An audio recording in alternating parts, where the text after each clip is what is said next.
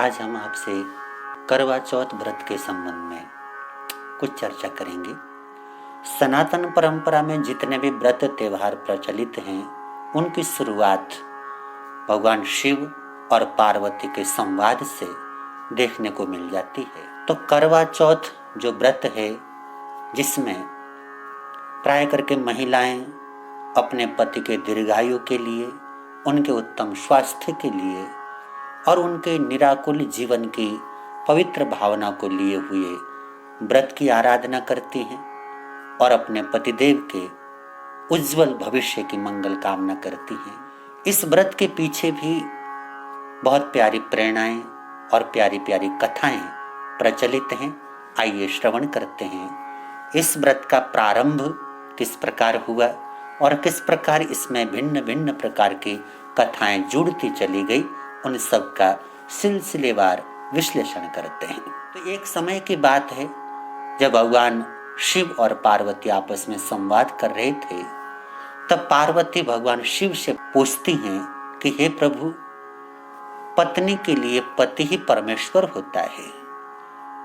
पत्नी क्या करे जिससे उसका सौभाग्य अखंड रहे, उसके पति का स्वास्थ्य उत्तम रहे, दीर्घायु हो।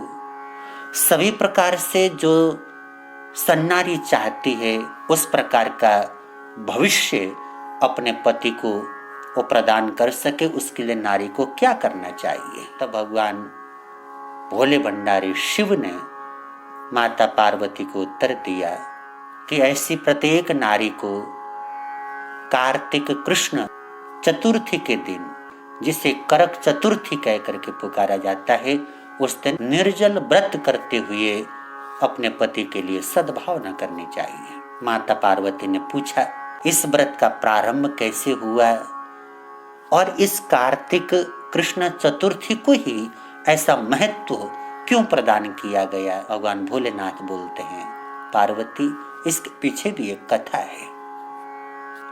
प्राचीन काल में एक करवा नाम की महिला हुई, जिसके पति धोबी का काम किया करते थे। वे दोनों तुंगभद्रा नदी के किनारे निवास करते थे।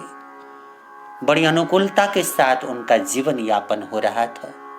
संतुष्ट थे, सद्गृहस्थ थे, धर्मात्मा थे और धर्म आचरण से अपने जीवन को ओतप्रोत कर रखा था। एक समय जब उस करवा के पति नदी के किनारे वस्त्र प्रक्षालन कर रहे थे, अचानक एक मगरमच्छ ने आकर के उनके ऊपर आक्रमण कर दिया और उनको ग्रस लिया। मगरमच्छ ने उनके पैरों की तरफ से उन्हें अपने मुख में ग्रस लिया था। ऐसी आसन्न विपदा को देखकर वो व्यक्ति हड़बड़ाया, बचने का प्रयास किया और जब देखा कि मैं स्वयं इस मुसीबत से निकल नहीं पाऊंगा, किसी की सहायता चाहिए, तब कातर स्वर में अपनी पत्नी को पुकारा कि करवा करवा करवा, मुझे बचाओ, मगरमच्छ मुझे ग्रस रहा है। उनकी उस पीड़ित और तीव्र आवाज को सुनकर करवा भागी भागी गई तो देखा कि मगरमच्छ उनके पति को अपने मुंह में लिए हुए यमलोक की तरफ भागा जा रहा है। ऐसे में करवा उनके पीछे भागी और भागते भागते कहते हैं, अपने धर्म के बल से, अपने सतीत्व के बल से उसने मगरमच्छ को पकड़ा और कच्चे सूत के धागे से मगरमच्छ को बांध दिया। क्या कमाल की बात। भगवान बताते हैं कि उस कच्चे सूत से मगरमच्छ को बांधने के बाद वो मगरमच्छ कहीं आने जाने में समर्थ नहीं हुआ, लेकिन अभी भी उसने अपने मुख से उसके पति को छोड़ा नहीं था। उसके पति के प्राण अभी भी संकट में थे और ऐसी स्थिति के अंदर करवा ने यमराज को पुकारा। उसकी पुकार सुनकर के यमराज को प्रकट होना पड़ा। यमराज प्रकट हुए और करवा ने भावना व्यक्त की, प्रभु मेरी याचना सुने, मेरी प्रार्थना सुने, मेरे पति के प्राण संकट में हैं, उन्हें संकट मुक्त करें, उन्हें दीर्घायु प्रदान करें और इस मगरमच्छ ने जो उनको ग्रस लिया है, इसे मृत्यु दंड प्रदान करें। यमराज ने कहा, देवी ये संभव नहीं है, मगरमच्छ का आयुष्य अविशेष है, और जिस व्यक्ति का आयुष्य शेष होता है मैं उसे मार नहीं सकता, इसलिए तुम्हारी प्रार्थना नहीं सुनी जा सकती। यमराज का ये उत्तर सुनकर के करवा को संतोष नहीं हुआ। उसने उग्र रूप धारण कर लिया। उसके पास धर्म का बल था, सतीत्व का बल था, और उस बल के आधार पर करवा ललकार करके यमराज को कहती है कि हे यमराज, या तो मेरी प्रार्थना सुने, मेरी भावना को पूर्ण करें, अन्यथा मैं आपको श्राप भी दे सकती हूं। यमराज उस शीलवती सती नारी के श्राप की बात सुनकर घबरा गए। वो जानते थे कि एक सदाचारिणी नारी अपने श्राप के द्वारा पूरे ब्रह्मांड के अंदर उथल पुथल मचा सकती है। यमराज ने उसे शांत किया और शांत करके उस मगरमच्छ के मुख से उसके पति को मुक्त किया, उन्हें दीर्घायु का वरदान प्रदान किया। करवा ने देखा कि उसके पतिदेव स्वस्थ हो गए हैं और बिल्कुल जैसा वो चाहती थी वैसा हो गया है। यमराज ने प्रसन्न होकर कि हे देवी, आपकी दृढ़ता, आपकी धर्म भावना और आपके शील सदाचार की प्रवृत्ति देखकर मैं अत्यंत आह्लादित हुआ हूँ, प्रसन्न हुआ हूँ। इसलिए आपको एक वरदान देता हूँ कि आज जो कार्तिक कृष्ण पक्ष की चतुर्थी तिथि है, करक चतुर्थी जिसको कहा जाता है, आज के बाद ये करक चतुर्थी आपके नाम से जानी जाएगी। करवा चौथ के रूप में इसको प्रसिद्धि प्राप्त होगी। और आज के इस तिथि के दिन जो भी महिला व्रत करेगी, मंगल कामना सद्भावना करेगी, अपने पति के लिए दीर्घायु की प्रार्थना करेगी, मैं उन महिलाओं की भावना को पूर्ण करने का वचन देता हूँ। ऐसा प्यारा प्यारा आशीर्वाद और ऐसा प्यारा वरदान यमराज से प्राप्त किया। और कहते हैं भगवान भोलेनाथ कि वहीं से ये करवा चौथ का व्रत करने की परंपरा चल पड़ी। इसलिए करवा चौथ के इस मौके पर प्रत्येक सुहागिन नारी अपने पति के दीर्घायु के लिए व्रत रखती है, सद्भावना करती है। एक कथा और हमारे को प्राप्त हो जाती है। कहते हैं एक बार देव और दानवों में भयंकर युद्ध हुआ। देवताओं की ताकत कमजोर पड़ने लगी, वे तितर बितर होने लगे और असुर लोग विजयी होने लगे।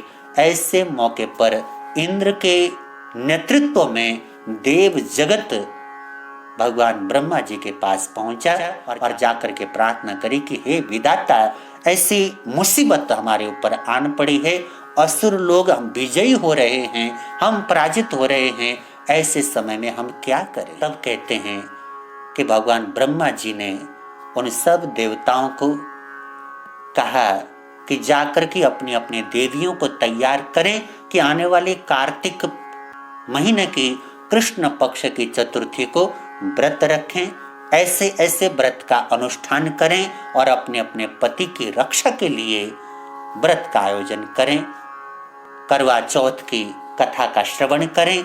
इस प्रकार की बात ब्रह्मा जी ने कही और ब्रह्मा जी की बात को मानकर उन सब देवियों ने करवा चौथ का व्रत किया और व्रत के प्रभाव से उनके सब देवताओं का जो संकट था वो टल गया।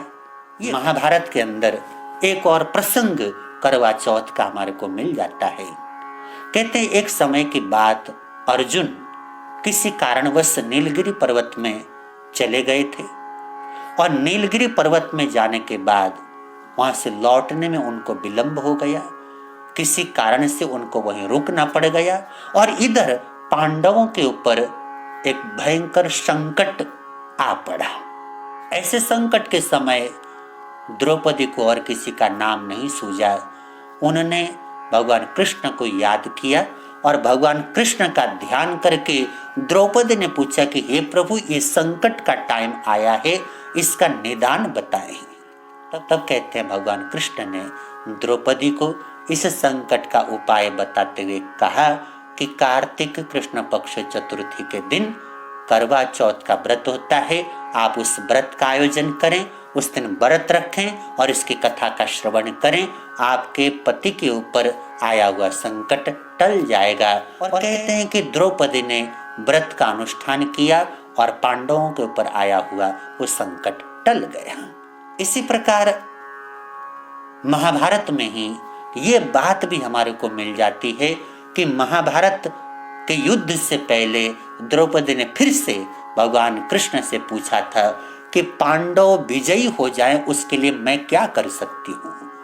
तब भगवान कृष्ण ने कहा, द्रौपदी करवा चौथ का व्रत और उसका आयोजन करो और उसी व्रत के अंदर अपने अपने पति के लिए दीर्घायु की मंगल सद्भावना करो, उसी से ये पांडव विजयी होंगे। और कहते पांडवों के विजय में द्रौपदी आदि के द्वारा किया गया वो करवा चौथ का जो व्रत है उसकी भी अपनी भूमिका थी। इस करवा चौथ के संबंध में एक सबसे प्रसिद्ध जो कथा है वो है 7 भाइयों की बहन वीरवती की। कहते हैं कि एक साहूकार के 7 पुत्र थे और 7 पुत्रों के बाद वीरवती नाम की पुत्री की प्राप्ति उनको हुई। और ये जो वीरवती थी 7 भाइयों को अत्यंत प्रिय लगा करती थी, इसलिए 7 के 7 भाई पहले वीरवती अर्थात अपने बहन को खिला करके फिर खाया करते थे। अत्यंत लाड़ प्यार और नाज के साथ उन्होंने अपनी बहन का लालन पालन किया था। समय आने पर सुयोग्य कुल में अपने बहन का विवाह उन भाइयों ने करवाया। सब कुछ आनंदपूर्ण चल रहा था। एक बार वीरवती अपने पति के साथ कहीं जाती थी, मार्ग में एक सिद्ध योगी के दर्शन हो गए और उनको वीरवती और उनके पति ने नमन किया, वंदन किया, आशीर्वाद की याचना की और अपने दाम्पत्य जीवन में सब कुछ कुशल मंगल रहे ऐसी प्रार्थना की। सिद्ध योगी थे, उन्होंने अपने विद्या के बल से देख करके वीरवती से कहा कि वैसे तो तुम्हारा जीवन बड़ा सुंदर है, किंतु अमुक समय में तुम्हारे पति के ऊपर एक संकट आने वाला है। वीरवती ने सुना और बोली, प्रभु उसका कोई उपाय बताएं। तब उन सिद्ध योगी ने कहा कि कार्तिक महीने की कृष्ण पक्ष की चतुर्थी के दिन निर्जल व्रत करो और चंद्रमा को देखने के बाद, उनको अर्घ देने के बाद, चंद्र दर्शन करने के बाद फिर भोजन का सेवन करो तो तुम्हारे पति के ऊपर आया हुआ ये संकट टल जाएगा। ऐसा आशीर्वाद देकर के सिद्ध योगी चले गए और उस वीरवती ने उनकी बात को गांठ बांध करके रख लिया कि मेरे पति पर आने वाला जो संकट है उसको टालने के लिए मुझे इस करवा चौथ की तिथि में व्रत करना है। अपने पिहर में आई हुई थी और पिहर में ही कार्तिक कृष्ण पक्ष की चतुर्थी तिथि का मौका आया। उस दिन वीरवती ने निर्जल व्रत रखा। के साथ तो भाई अपने कार्य से फ्री होकर के संध्या काल को जब लौट करके आए तब उन्होंने देखा कि उनकी बहन की स्थिति बहुत नाजुक बनी हुई है, वो बहुत आकुल व्याकुल बनी हुई है। कभी व्रत आदि करने का प्रसंग आया नहीं था, नाजुक शरीर वाली थी, भूख उससे बर्दाश्त हुई नहीं और उसके कारण उसका शरीर व्रत को झेल नहीं पाया। भाइयों ने देखा तो बड़ी तकलीफ हुई। उन भाइयों ने कहा, मनुहार किया कि तुम भोजन कर लो, तुम भोजन करोगे तो हम भी भोजन कर लेंगे। किंतु वीरवती ने कहा कि नहीं, आज मेरा व्रत है, अपने पति के लिए मैंने व्रत रखा है और जब तक चंद्र दर्शन न हो जाए मैं व्रत नहीं तोड़ सकती। भाइयों ने मनाने का प्रयास किया लेकिन वीरवती नहीं मानी। तब कहते हैं उन भाइयों ने आपस में सलाह किया और एक सबसे छोटा भाई उसने पास में ही पीपल के पेड़ में एक कृत्रिम चंद्रमा बना करके अपने बहन को दिखाया और कहा कि बहन, चंद्र उदय हो चुका है, तुम चंद्रमा के दर्शन कर लो और उसके बाद भोजन कर लो। वीरवती फटाफट ऊपर गई, उसने देखा कि सचमुच में चंद्रमा ही उसको नजर आ रहा था। समझ नहीं पाई वो भाइयों के छल को और उसने चंद्रमा है ऐसा समझ करके उसी को अर्घ्य प्रदान किया। अर्घ्य प्रदान करके जिस समय वो भोजन करने के लिए बैठी तो पहला ही कौर मुंह में रखा तो कहते हैं एकदम छींक आ गई। हमारे समाज में एक प्रथा है, अगर कोई शुभ काम करने के लिए हम चल पड़ रहे हों या शुभ काम करने के लिए तैयार हुए हों, उस समय छींक आ जाए तो कुछ देर रुक जाना चाहिए।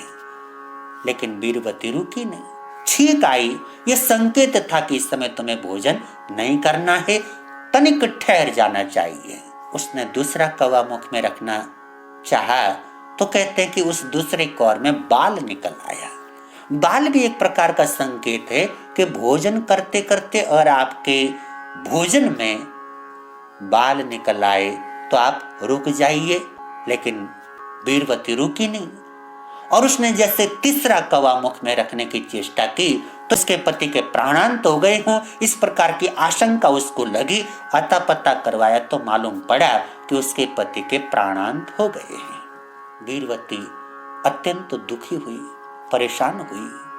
उसके दुख को देख करके उस सातों के सातों भाई भी दुखी हुए और सातों भाइयों ने तो ये सोचा था कि वीरवती को शायद किसी ने ऐसे ही बोल दिया होगा, कहाँ व्रत आदि करने से कुछ होता है, इसलिए उन्होंने भोजन करवाने के लिए नकली चंद्रमा को दिखा करके ये उपक्रम किया था। उसका अत्यंत पश्चाताप उन भाइयों को हुआ, लेकिन अब क्या कर सकते थे।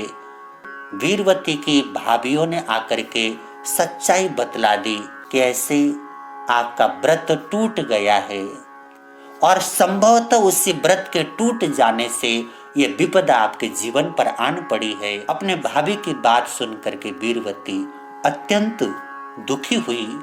वो यहाँ वहां भटकती रही कि मैं क्या करूं, कैसे अपने पति को पुनर्जीवित करूं, मुझे क्या करना चाहिए। ऐसी भटकती हुई वीरवती को कहते हैं इंद्राणी के दर्शन हुए और इंद्राणी ने उसे रास्ता दिखाया कि जिस करवा चौथ का व्रत तुम कर रही थी उसी करवा चौथ का व्रत तुम करोगी तो तुम्हारे संकट टल जाएंगे। करवा चौथ का व्रत करने से पहले उसके मन में आया कि मैं प्रत्येक महीने की चौथ का व्रत करूंगी और हर महीने की चौथ का व्रत वो करने लगी। कहते माघ महीने के कृष्ण पक्ष की चतुर्थी को जब वो व्रत कर रही थी तो उस चतुर्थी की अधिष्ठात्री देवी के दर्शन हुए और उन्होंने आश्वासन दिया कि तुम इस व्रत को चालू रखो, कार्तिक तक पहुंचते पहुंचते तुम्हारे संकट का निवारण हो जाएगा। वो व्रत करती रही। बैसाख महीने की चतुर्थी को फिर से देवी के दर्शन हुए, उन्होंने भी आश्वासन दिया और ऐसे करते करते कार्तिक महीने की चतुर्थी को जब वो व्रत का अनुष्ठान कर रही थी पूरी सावधानी के साथ उसने व्रत का आयोजन किया और उसके उस व्रत में भाइयों ने भी सहयोग प्रदान किया, भाभियों ने भी सहयोग प्रदान किया। सबसे ज्यादा सहयोग उसको छोटे भाई और छोटी भाभी का प्राप्त हुआ क्योंकि छोटे भाई और भाभी के मन में यह था कि उन्हीं की वजह से उनके जीजाजी की मृत्यु हुई है, उनकी बहन के जीवन पर ऐसा संकट आया है और उस संकट को टालने में उन दोनों ने भरसक सहयोग अपने वीरवती बहन को प्रदान किया जो व्रत का अनुष्ठान कर रही थी। कहते हैं इस तिथि की अधिष्ठात्री देवी माता की कृपा हुई, उन्होंने दर्शन दिए और दर्शन प्राप्त करने के बाद उसके पति के उस पार्थिव शरीर में पुनः प्राणों का संचार हुआ। प्राणों का संचार होने के बाद श्री गणेश करता हुआ उसका पति उठ खड़ा हुआ, सारे संकट टल गया और उस समय वीरवती ने फिर उस माता से प्रार्थना किया कि हे देवी माँ, जैसे आपने मुझे मेरा सुहाग लौटाया है उसी प्रकार आज की स्थिति को जो कोई महिला व्रत करे उसका जो सुहाग है वो अखंड रहे, अखंड सौभाग्यवती बनी रहे, ऐसी कृपा करना। मान्यता इस करवा चौथ तिथि को लेकर के चल पड़ी कि इस तिथि के मौके पर जो कोई नारी सद्भावना के साथ भक्ति के साथ करवा चौथ की आराधना करती है, भक्ति करती है, उनके सारे संकट टल जाते हैं। और इस करवा चौथ के मौके पर भगवान भोलेनाथ, माता पार्वती और गणेश जी का विशेष रूप से पूजन भजन अनुष्ठान किया जाता है और करवा की कथा श्रवण करने के बाद गणेश भगवान की एक कथा अवश्य सुनी जाती है, वो भी आपको एक बार सुनाता हूँ। कहते हैं गणेश भगवान जी एक बार इस मर्त्य लोक में पधारे और उन्होंने एक छोटे बालक का रूप बनाया। छोटे बालक के रूप में भ्रमण करते हुए एक नगर में पहुंचे और उनके पास थोड़ा सा दूध और चावल था। जो भी लोग उनको मिलते उनको बोलते कि इस सामान से मुझे खीर बना करके दे दो। लोग मजाक उड़ाते कि इतने दूध से और इतने चावल से क्या खीर बनेगी, भरोसा नहीं करते, बच्चा समझ करके आगे भेज देते।